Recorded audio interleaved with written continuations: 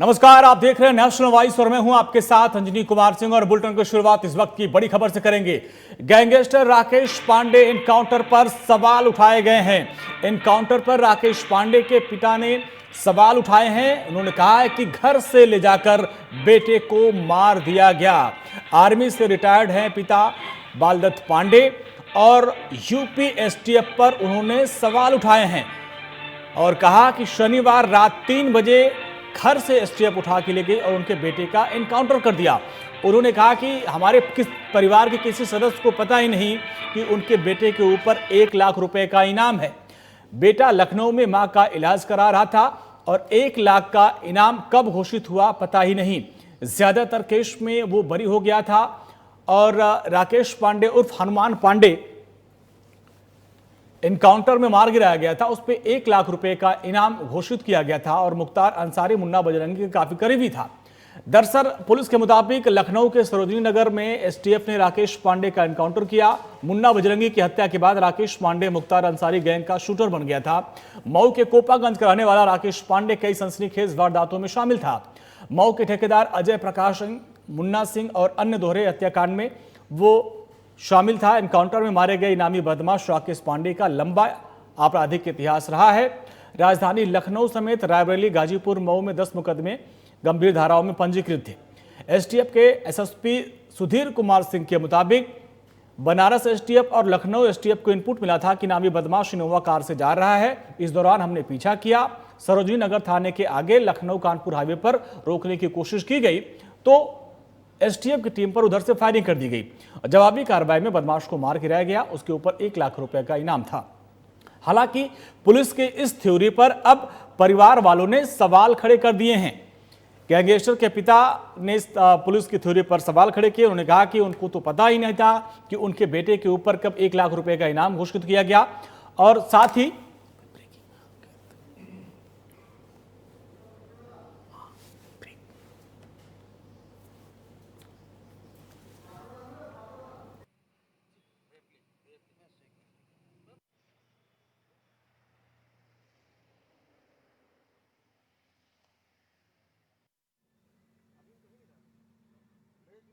पर यह है कि एनकाउंटर पर परिवार ने सवाल उठा दिए हैं। गैंगस्टर राकेश पांडे के पिता ने सवाल उठाए हैं और उन्होंने कहा कि जिस तरीके से पुलिस ने एनकाउंटर किया वो सवालों के घेरे में है। एनकाउंटर दोनों तरफ से मुठभेड़ होती है, उसको एनकाउंटर कहा जाता है। यहां तो हमारे बेटे को 3 बजे एसटीएफ के लोग उठा ले गए और उसको मार दिया गया। सीधे सीधे मारने का आरोप लगाया है उन्होंने कहा कि काफी समय से किसी भी मामले में उनके बेटे का नाम नहीं आया था और 1 लाख रुपए का इनाम कब घोषित किया गया ये उनके परिवार को किसी को पता ही नहीं था। और आपको बता दें कि इस पूरे मामले में उन्होंने कहा कि उनकी मां की तबीयत खराब थी।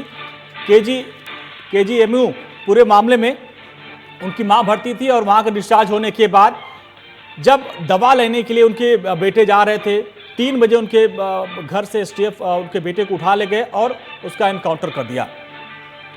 उनके पिता को सुनेंगे, उनके पिता ने किस तरीके से सवाल उठाए।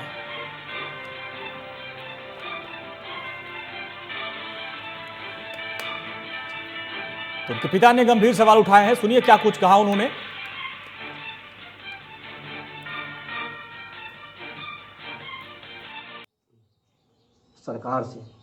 सरकार इसका जवाब दे या शासन दे। शासन और सरकार एक ही बात है। इनकाउंटर होने का ग्राउंड क्या है ये दिखलाना। इससे पहले टीवी की स्क्रीन पर मैं देख रहा था 1 लाख रुपए का इनामी बदमाश बाई एसटीएफ उनको इनकाउंटर किया गया। खैर टाइम इससे कंसर्निंग किसी पेपर में भी नहीं दिया है, टीवी के ऊपर भी नहीं दिया है और न ही किस प्रकार का डिक्लेरेशन घोषणा है। इससे पहले आपको पता था कि उनके ऊपर 1 लाख का इनाम घोषित है? नहीं, आप लोगों को जानकारी पूरे परिवार को नहीं, कोई अरे कुछ भी नहीं। अच्छा पुलिस कह रही है, पुलिस कह रही है, इनकाउंटर बता रही है। हाँ, पुलिस कह रही है कि ये लखनऊ में जो है भाग रहे थे 4 साथियों के साथ। आपका क्या कहना है, क्या वो लखनऊ किस गलत है? इसलिए गलत है, ये शो किया जा रहा है उनकी माँ हॉस्पिटलाइज्ड है जी, दवा के लिए वो वहाँ गई हुई हैं जिसका कि वो देखभाल करते थे। किस हॉस्पिटल में? लखनऊ में? लखनऊ के जीएमसी में अच्छा थी वो करके, और उनको वो करके डिस्चार्ज किया गया है अभी कल परसों में, कल ही परसों में। अब उसी के संबंधित वो दवा के लिए या दूसरे तीसरे चीज़ों के लिए, क्योंकि इन कोरोना का वो होने की वजह से संक्रमित के वो न हो पाए, इसलिए वो उसी के दवा वगैरह के बाद में वही वहाँ की देखभाल करते थे, संरक्षित थे, तो उनको ऑटोमेटिकली किसी दवा के लिए या दूसरे तीसरे के लिए जाना था। उनके पास न कोई गुंडा था, न ये था, न इनकाउंटर का सवाल ही नहीं था। अब एक बात, दूसरी बात, ये घर में से निकाल करके ले गया है 3 बजे के लगभग में। तो इनकाउंटर का क्या मतलब? इनकाउंटर का मतलब 2 ग्रुप्स, दोनों के बीच में आमना सामना होगा, और उसके बीच में चाहे एक गिरा या उठा, कुछ भी है, यही ना होता। नाम अपना बताइए। तस्वीरें देखिए, उनके पिता ने पुलिस की थ्योरी पर सवाल उठा दिए और साफ साफ उन्होंने कहा कि 3 बजे एसटीएफ वाले आए, उठा के ले गए और उनके बेटे को मार गिराया। उन्होंने एनकाउंटर पर सवाल उठाते हुए कहा कि भाई एनकाउंटर होता है तो भाई 2 ग्रुप होते हैं, आमने सामने फायरिंग होती है, यहाँ पर हमारे बेटे को उठा के ले गए और उसका एनकाउंटर कर दिया गया। जबकि पुलिस की तरफ से जो एसटीएफ हैं, एसटीएफ के एसएसपी, उन्होंने ये कहा था कि भाई एनकाउंटर में उनको मारा गया, उनको रोकने की कोशिश की गई, इनोवा कार से वो जा रहे थे और उधर से फायरिंग की गई, इसके बाद इधर से फायरिंग की गई, जब वो उनको गोली लगी और उनको अस्पताल ले जाते वक्त उनकी मौत हो गई।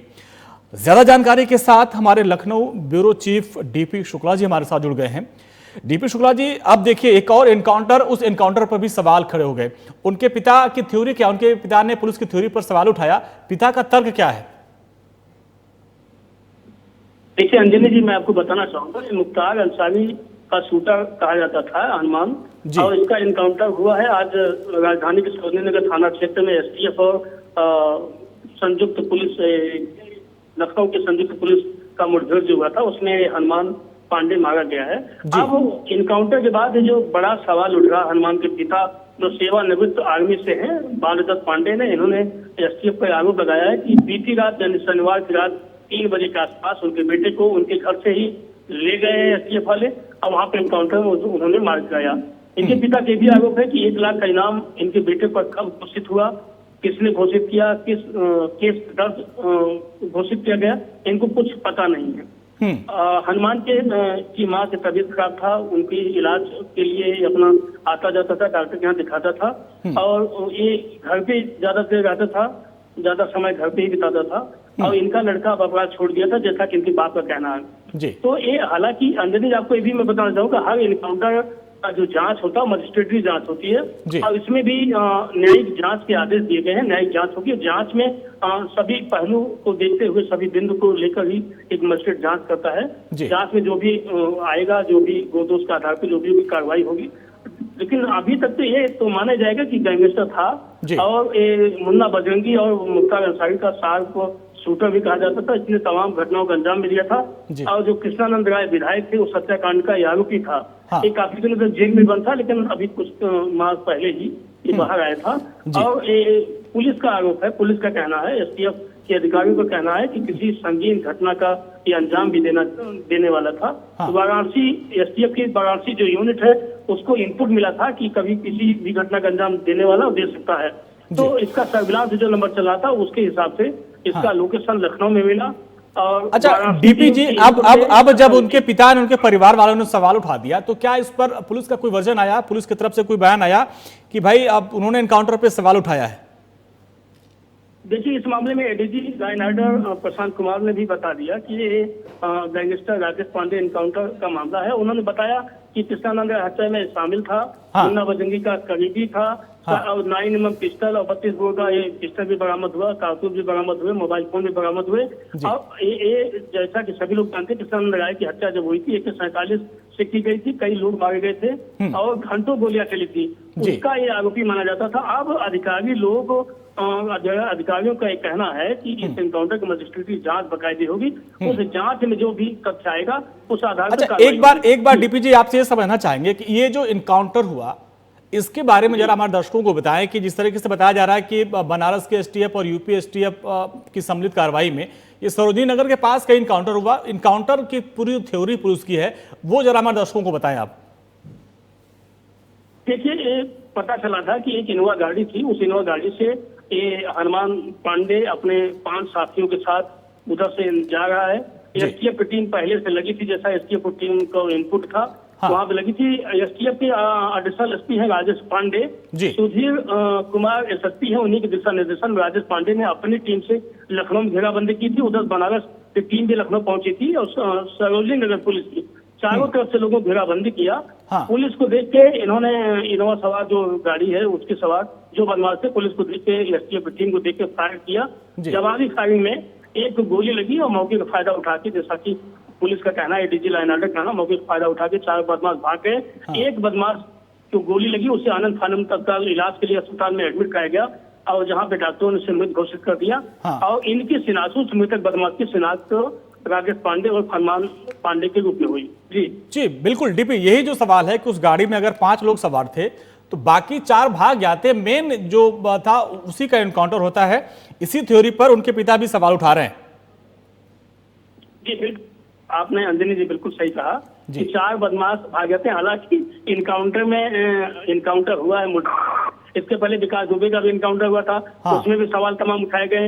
उनके 4-5 साथी मारे गए, उसमें भी सवाल उठाए गए। आखिर एक बदमाश भागता है, हर इनकाउंटर में एक बदमाश भाग जाता है, उसका कभी आज तक पकड़ा नहीं जाता, उसका कहीं वो मतलब होता नहीं है। ये तो है ही, लेकिन ये जो अभी पुलिस का जो दावा है, पुलिस अधिकारियों का जो कहना है कि ये इनकाउंटर सही है।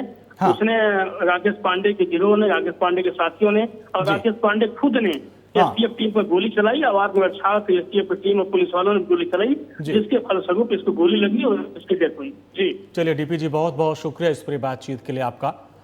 तो जो पुलिस की थ्योरी है उस पर सवाल उठाया जा रहा है, तो गैंगस्टर राकेश पांडे उर्फ हनुमान पांडे के एनकाउंटर पर उनके परिवार वाले सवाल उठा रहे हैं।